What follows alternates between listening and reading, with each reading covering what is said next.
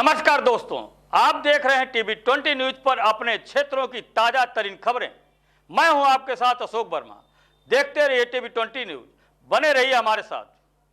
आजमगढ़ जिले में राजनीतिक हलचल तेज हो गई है और विधान परिषद का चुनाव रोमांचक हो गया है। एमएलसी चुनाव में भारतीय जनता पार्टी ने आजमगढ़ मऊ क्षेत्र से फूलपुर पौड़ी से विधायक रहे अरुणकांत यादव ने आज पर्चा दाखिल कर दिया है, जबकि भाजपा के कई बड़े नेता लखनऊ पहुंचे और वहां मुख्यमंत्री से मिलने की कोशिश की। इसके बाद भी उनको सफलता नहीं मिली।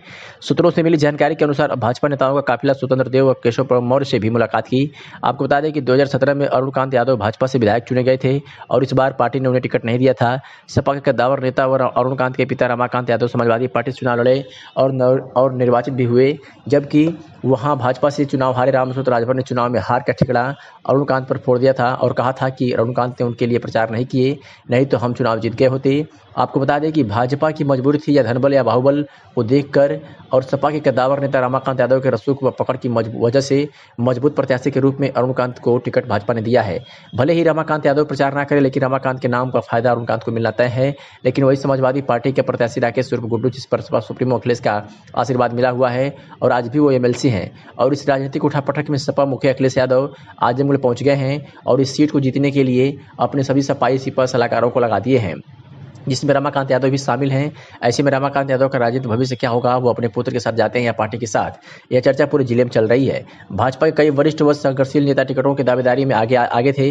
उनमें पूर्व जिला अध्यक्ष सौजानंद राय, पूर्व जिला अध्यक्ष जयनाथ सिंह नाम शामिल है। तो वहीं समाजवादी पार्टी ने पूर्व एमएलसी पर ही अपना दाव खेला है। सपा से चुनावी मैदान में राकेश कुमार यादव गुड्डू ने अपना नामांकन पत्र दाखिल कर सभी 10 सपा विधायकों को एक मंच पर लाकर अपनी जीत को सुनिश्चित करने का काम किया है। नामांकन पत्र दाखिल करने के बाद एक कार्यक्रम में सभी विधायक एक साथ नजर आए थे। अब क्योंकि भाजपा ने अरुणकांत यादव को टिकट देकर नया दाव खेला है, लिहाजा सपा प्रत्याशी के लिए भी राह आसान नहीं होने वाला। आइए सुनाते हैं कि अरुणकांत यादव ने क्या कुछ कहा। इसके लिए सबसे पहले तो मैं भारतीय जनता पार्टी को धन्यवाद देना चाहता हूं, और दूसरी चीज़ मुझे इस बात की खुशी है कि भारतीय जनता पार्टी योग्य प्रत्याशियों का चयन करती है। इसमें किसी तरह का जातिवाद या परिवारवाद का भेदभाव नहीं रहता, क्योंकि जब मैं सपा में था तो उस टाइम मेरे पिताजी चले गए थे बीजेपी में और मुझे सपा ने टिकट नहीं दिया था, जबकि मैं वहाँ से सिटिंग एमएलए था। लेकिन अब आप भारतीय जनता पार्टी को देखिए, हमारे पिताजी बीजेपी में हैं, हमारे पिताजी सपा में हैं और हम बीजेपी में हैं, और वो सपा से विधायक हैं। उसके बाद भी बीजेपी ने हमको टिकट दिया। इससे साफ साफ झलकता है कि भारतीय जनता पार्टी बिल्कुल जो असली समाजवाद है वो भारतीय जनता पार्टी के अंदर है। आजमगढ़ ने जो मैंडेट दिया, समाजवादी अपने समर्थकों को या अपने वोट को आप इकट्ठा करेंगे और पार्टी को कैसे मजबूत करेंगे? वैसे मैं आपको एक चीज़ बताना चाह रहा हूँ,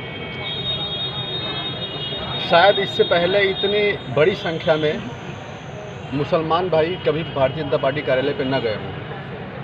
तो जो ये चुनाव है, इस चुनाव में आजमगढ़ के सभी धर्म, सभी जातियों के लोग एकजुट होकर के भारतीय जनता पार्टी को वोट कर रहे हैं। इसके लिए मैं उन सभी लोगों को धन्यवाद देना चाहता हूँ।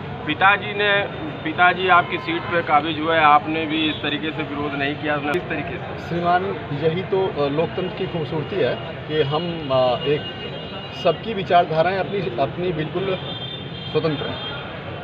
हमें किसी भी तरह का हमारे परिवार की तरफ से कोई दबाव नहीं है, ना हमारा दबाव हमारे परिवार के ऊपर है। जो उनकी विचारधारा वो वैसे काम करेंगे, जो हमें सही लगता है वो हम करेंगे, और मुझे लगता है कि यही सही है। पिताजी से आशीर्वाद लिए?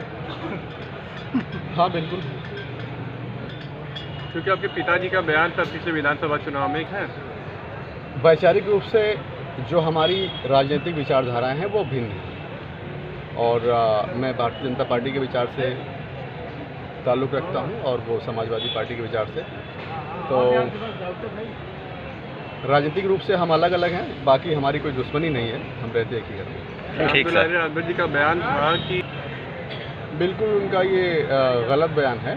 ये चीज़ अगर कोई कार्यकर्ता ऐसा कहेगा तब मैं इसको मानूंगा।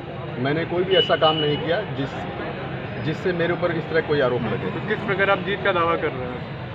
मैंने आपसे बताया ना कि सभी तरह के, सभी जाति, धर्म, सभी दलों के लोग इस बार